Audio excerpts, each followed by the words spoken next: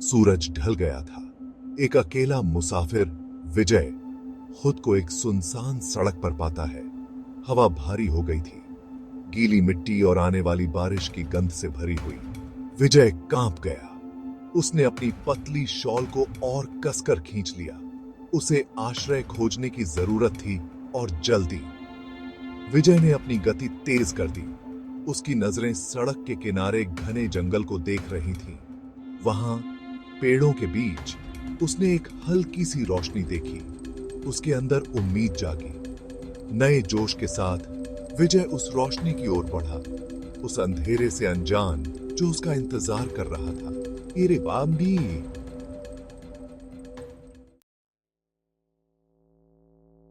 जैसे जैसे वह पास आया, रोशनी ने एक छोटे से वीरान गांव का खुलासा किया। झोपड़ियां पुरानी थीं, उनकी छप्पर की छतें ढह रही थीं। हवा में एक अजीब सी खामोशी छाई हुई थी, जो केवल पत्तों की सरसराहट और दूर कुत्ते के भौंकने से टूट रही थी। विजय हिचकिचाया। उसके दिल में एक बेचैनी सी रेंगने लगी। हवा तेज हुई, उसके चारों ओर घूमती हुई। उसने कसम खाई होगी कि उसने फुसफुसाहट सुनी, धुंधली और अस्पष्ट। हवा में बची क्या हुई। विजय की नीचे ने अपना सिर हिलाया। इसे अपनी थकान के लिए जिम्मेदार ठहराया। वह बहुत दूर आ गया था वापस जाने के लिए। एक गहरी सांस लेते हुए विजय ने गांव में प्रवेश किया। खामोशी और गहरी होती गई। उस पर एक शारीरिक भार की तरह दब रही थी। उसने आवाज दी। उसकी आवाज शांति में भयानक रूप से गूंज रही थी। केवल मौन ने उसका जवाब दिया। विजय ने सावधानी से उस वीरान गांव का पता लगाया। झोपड़ियां खाली थीं, फर्नीचर या हाल के निवास के किसी भी निशान से रहित। गांव के बीच में एक कुआं था।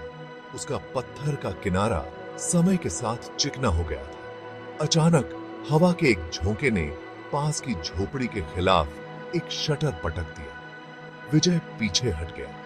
उसका दिल उसकी छाती में तेज हो रहा था। जैसे अंधेरा छा गया, विजय को पता था कि उसे आश्रय खोजना होगा। उसने एक झोपड़ी को चुना जो सबसे अधिक बरकरार लग रही थी।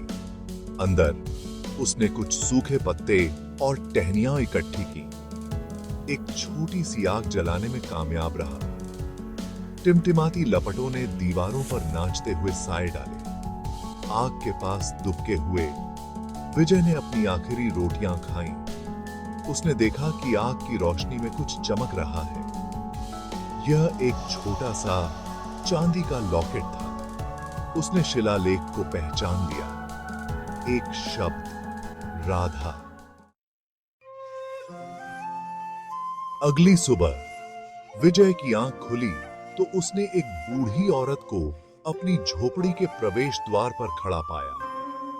वह बुढ़ापे से झुकी हुई थी। उसका चेहरा झुर्रियों का नक्शा था, लेकिन उसकी आंखें तेज और बुद्धिमान थीं। वह अपने सिर पर जलाऊ लकड़ी का गट्ठा लिए हुए थी। उसकी हरकतें उसकी उम्र के हिसाब से आश्चर्यजनक रूप से फुर्तीली थीं। चौंक कर विजय अपने पैरों पर खड़ा हो गया। बूढ़ी औरत धीरे से मुस्कुराई। उसकी आंखें कोनों पर सिकुड़ गईं। डरो मत जवान आदमी, उसने कहा। उसकी आवाज आश्चर्यजनक रूप से मजबूत थी। मैंने तुम्हारी आग से धुआं देखा। तुम एक यात्री हो, खो गए? विजय हिचकिचाया।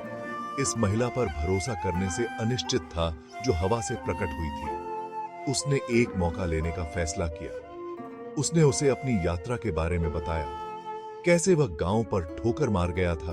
उसकी आवाज अजीब सन्नाटे और अजीब फुसफुसाहट का वर्णन करते समय पकड़ी गई थी। बूढ़ी औरत ने धैर्य से सुना। उसके हाव भाव पढ़े नहीं जा सके। जब विजय ने अपनी कहानी समाप्त कर ली तो उसने धीरे से सिर हिलाया। यह गांव, उसने कहा। उसकी आवाज धीमी।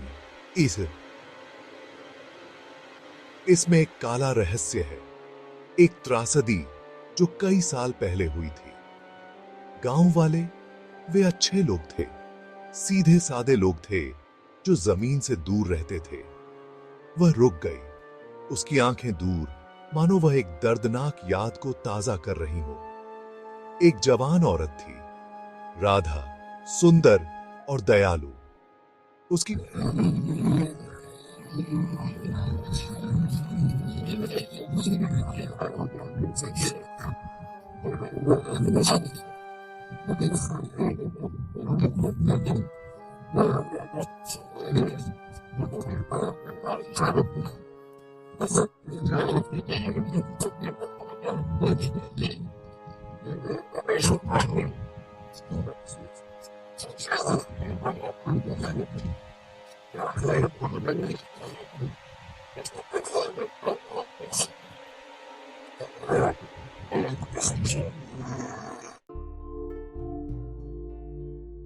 भाग 7, जवाब की तलाश।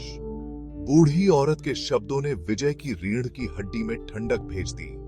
वह इस भावना को नहीं झटक सका कि उसे जो लॉकेट मिला था वह कहानी से लापता महिला राधा से जुड़ा था। उसने गांव में रहने का फैसला किया। उस भयानक रात में क्या हुआ था, इसकी सच्चाई का पता लगाने के लिए दृढ़ संकल्पित था। भाग 8, सच्चाई का खुलासा। एक शाम जब विजय कुएं के पास बैठा था, सोच में खोया हुआ था, उसने कुछ ऐसा देखा जो उसने पहले कभी नहीं देखा था। कुएं के पत्थर के किनारे पर उकेरा गया, काई से लगभग अस्पष्ट एक प्रतीक था। यह वही प्रतीक था जो उसे मिले लॉकेट पर था। एक नाजुक शिलालेख वाला एक चक्र। उसका दिल उसकी छाती में धड़क रहा था। विजय ने अपनी उंगलियों को शिलालेख पर चलाया। यह धुंधला था, लेकिन वह इसे बना सकता था। यह वही शब्द था जो लॉकेट पर था, राधा। उसने एक बीमार निश्चितता के साथ महसूस किया कि यह कोई साधारण कुआं नहीं था, यह एक मकबरा था। भय की भावना से अभिभूत विजय कुएं से पीछे हट गया। हवा में उसने जो फुसफुसाहट सुनी थी, अजीब रोशनी, ग्राम पर छाया हुआ दुख, यह सब अब समझ में आ गया। राधा की आत्मा यहां फंसी हुई थी, शांति पाने में असमर्थ। भाग 9, अज्ञात का सामना। उस रात विजय सो नहीं सका। वह जागता रहा, बाहर हवा के गरजने की आवाज सुनता रहा। उसका दिमाग राधा की तस्वीरों से भर गया। वह जानता था कि उसे क्या करना है। उसे शांति पाने में मदद करनी थी। जैसे ही भोर की पहली किरणों ने अंधेरे को भेद दिया, विजय कुएं के पास गया। उसने एक गहरी सांस ली और अपने हाथ में लॉकेट पकड़े हुए बोलने लगा। उसने राधा के भाग्य के लिए अपने दुख के बारे में बताया।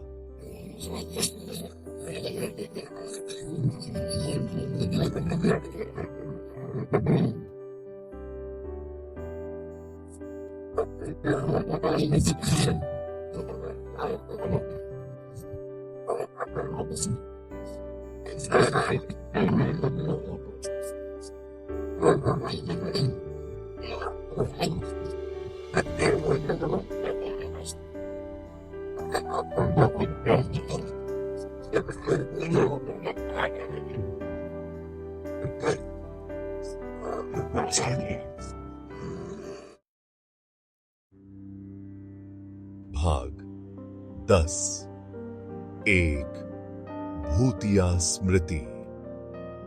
राधा की आवाज ने विजय को उसकी दयालुता के लिए, उसे याद रखने के लिए धन्यवाद दिया। उसने उसे बताया कि कैसे वह तूफान के दौरान कुएं में गिर गई थी, कैसे उसकी आत्मा तब से फंसी हुई थी, लेकिन अब विजय की करुणा के कारण वह अंततः आगे बढ़ने के लिए स्वतंत्र थी। जैसे ही उसकी आवाज फीकी पड़ गई, विजय ने अपने ऊपर शांति की भावना बसते हुए महसूस की। गांव में व्याप्त दमनकारी माहौल दूर होने लगा। उसकी जगह शांति की अनुभूति ने ले ली। वह जानता था कि राधा की आत्मा को अंततः शांति मिल गई है। विजय उस सुबह गांव छोड़ गया। उसका दिल राधा की याद से भारी था। वह लॉकेट अपने साथ ले गया। भूतों के गांव और उसकी दुखद कहानी की याद दिलाता है। वह जानता था कि वह राधा की आत्मा के साथ अपनी मुलाकात को कभी नहीं भूलेगा। एक भूतिया स्मृति जो हमेशा उसके साथ रहेगी।